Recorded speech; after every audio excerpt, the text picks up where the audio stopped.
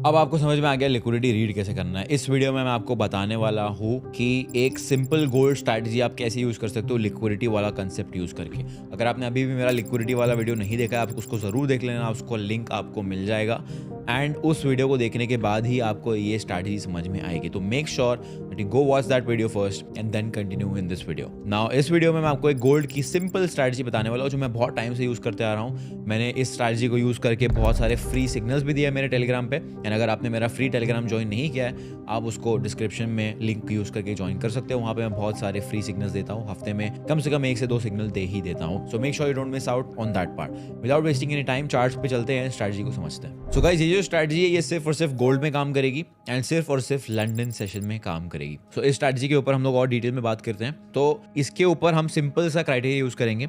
हम जो है एशिया सेशन को एनालाइज करेंगे। इसमें 3 सेशंस को हमारे को ध्यान से देखना है। यहाँ पे अगर आप देख सकते हो, ये मैंने इंडिकेटर लगाया हुआ, ये मेरा खुद का बनाया हुआ इंडिकेटर है। This is available to my university students, but this indicator ये एशिया सेशन को हाईलाइट करता है, प्री लंदन सेशन को हाईलाइट करता है। तो लंदन ओपन और एशिया क्लोज में 2 घंटे का गैप होता है जिसे हम कहते हैं प्री लंदन। सो प्री लंदन का हाईलाइट हो गया और ये हमारा एंट्री विंडो है। सो इसमें हम सिर्फ और सिर्फ लंदन सेशन के पहले 1 घंटे में एंट्री लेंगे। अगर पहले 1 घंटे में एंट्री नहीं मिलती है तो हम एंट्री नहीं लेंगे। बहुत सिंपल स्ट्रैटेजी है, इसको ध्यान से देखना। ओके, सो यहाँ पे अब बेसिक सा इसको एग्जांपल लेता हूँ मैं यहाँ पे, ठीक है। तो इसमें बहुत सिंपल क्राइटेरिया ये है कि एशिया सेशन का जो हाई या लो है उसका लिक्विडिटी स्वीप होना बहुत ज़्यादा ज़रूरी है। तो प्री लंदन में एशिया हाई या एशिया लो जो है वो स्वीप करना बहुत ज़्यादा ज़रूरी है प्राइस का। अगर प्राइस ने उसको स्वीप नहीं किया है, there a very high chance London session जो है ज़्यादा अच्छा खास मूव नहीं देगा। तो यहाँ पे एक बहुत अच्छा एग्जांपल है हमारे पास। तो यहाँ पे जैसा आप देख सकते हो, ये एशिया हाई ये है, एशिया लो ये है। अब जैसा कि यहाँ दिख रहा है, एशिया लो जो है वो यहाँ पे स्वीप हो चुका है। अब बिकॉज एशिया लो स्वीप हो चुका है, this a very obvious thing that अगर लिक्विडिटी स्वीप हुआ है दैट मीन्स एक बड़ा मूव आने वाला है। सो उस सेम कंसेप्ट को यूज़ करके यहाँ पे हम एंट्री लेंगे। तो this is going to be our entry. Why this is going to be our entry कुछ मिनट में बताता हूँ। तो स्टॉप लॉस हमारा ये रहेगा एंड हमारा टारगेट रहेगा सिंपल 1:2। तो जैसा कि आप देख सकते हो ये हमारा एंट्री है and as you can see here this trade gracefully hit our TP and then of course उसके बाद और बहुत सारे पिप्स का मूव दिया था प्राइस से। पर इसके पीछे का मैं लॉजिक आपको समझाता हूँ। First very simple logic is that Asia low has been swept. Asia low का प्री लंदन में स्वीप हो गया। सेकेंड थिंग, अब स्वीप हुआ है तो मूव आना जरूरी है। अब मूव आने के लिए हमें एक एंट्री मॉडल की बहुत ज़्यादा सख्त ज़रूरत है। सो यहाँ पे एंट्री मॉडल बहुत सिंपल है। लंदन ओपन होने के बाद कभी भी आपको अगर एक बुलिश ब्रेक ऑफ स्ट्रक्चर या बेरिश ब्रेक ऑफ स्ट्रक्चर मिल रहा है आपके बायस के हिसाब से, चाहे उस दिन आप बुलिश जा रहे हो या उस दिन बेरिश जा रहे हो, उसके हिसाब से अगर आपको ब्रेक ऑफ स्ट्रक्चर मिल रहा है तो उस ब्रेक ऑफ स्ट्रक्चर की बेसिस पे आप 5 मिनट के टाइम फ्रेम पे एंट्री ले सकते हो। जैसे कि आप यहाँ देख रहे हो, यहाँ पे मुझे ब्रेक मिला है स्ट्रक्चर का। ब्रेक ऑफ स्ट्रक्चर को अगर आपको बहुत कॉम्प्लिकेटेड लग रहा है, बहुत सिंपल है।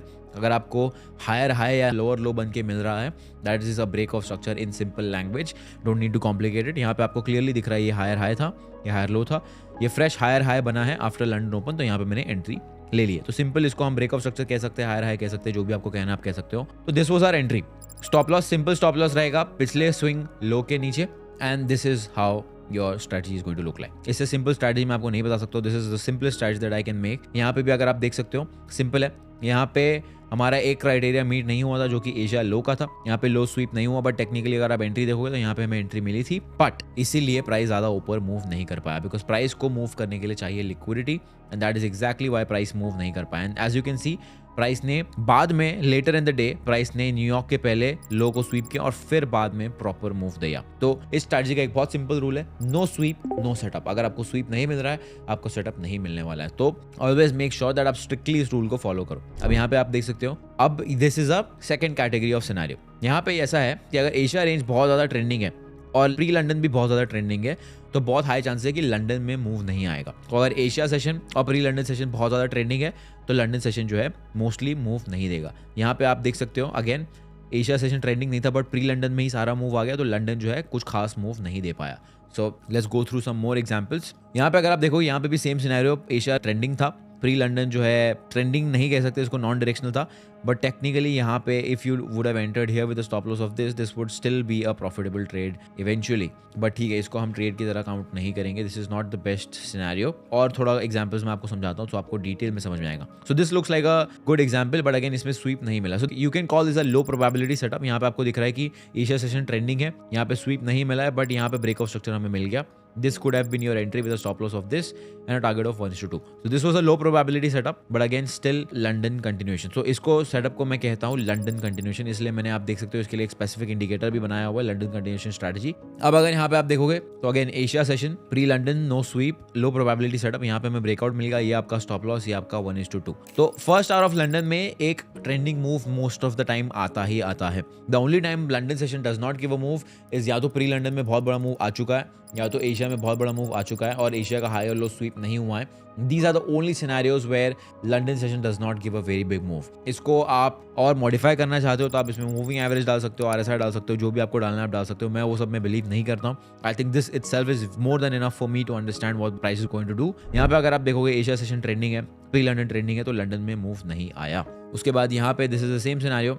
तो इस पर्टिकुलर स्ट्रैटेजी का ट्रेड फ्रीक्वेंसी इतना हाई नहीं होगा, but the win rate is going to be very very high. इसका विन रेट इजीली 70 से 80% का है अगर आप सारे रूल्स फॉलो कर रहे हो एंड अगर आप इसको बैक टेस्ट कर रहे हो. सो एक्शन प्लान इसके बाद एकदम सिंपल होने वाला है. इस पर्टिकुलर स्ट्रैटेजी को आप एक पीस ऑफ पेपर बिल लिखो, सारे रूल्स डिफाइन करो, आपको जो एंट्री मॉडल ठीक लगता है आप एंट्री मॉडल डिफाइन करो, स्टॉप लॉस जो ठीक लगता है वो स्टॉप लॉस डिफाइन करो. बट आपको यहाँ पे मैंने एक फ्री में एक सिंपल एज दी है. एज ये है कि भाई लंदन सेशन में पहले घंटे में एक मूव आता ही आता है. अब आपको उस एज को कैपिटलाइज करने के लिए आपको एंट्री मॉडल पे काम करना है, रिस्क मैनेजमेंट पे काम करना है, टारगेट पे काम करना है एंड मोस्ट इंपॉर्टेंटली आपके माइंडसेट, डिसिप्लिन और साइकोलॉजी पे काम करना है. ये सारी चीजें अगर आपने कर ली तो जस्ट ये सिंपल स्ट्रैटेजी यूज करने के बाद आप एक प्रॉफिटेबल ट्रेडर बन सकते हो. मेरे यूनिवर्सिटी में बहुत सारे ऐसे ट्रेडर्स हैं जो सिर्फ ये सिंपल स्ट्रैटेजी यूज करके उन्होंने फंडिंग अकाउंट पास किया है, उन्होंने उनका पे आउट्स लिया है एंड और भी सारे ट्रेडर्स जो और दूसरी स्ट्रैटेजी जो मैंने उनको सिखाई है वो यूज करके they are doing very very well. So after this particular video all you have to do, again I am repeating, write down the rules as per your requirement, as per your criteria and उसके बाद जाके उसको test करो. पिछले एक साल के data पे टेस्ट करो कि ये काम भी कर रहा है या नहीं कर रहा है एंड 90% चांस है कि वो काम करेगा बिकॉज आपका एज यहाँ पे सही है. अब जो भी आपको रिजल्ट्स मिलते हैं उसको फिर से एक बार बैक टेस्ट करो, उसको ऑब्जर्व करो एंड ये चेक करो कि आप उसमें और क्या बेटर कर सकते हो.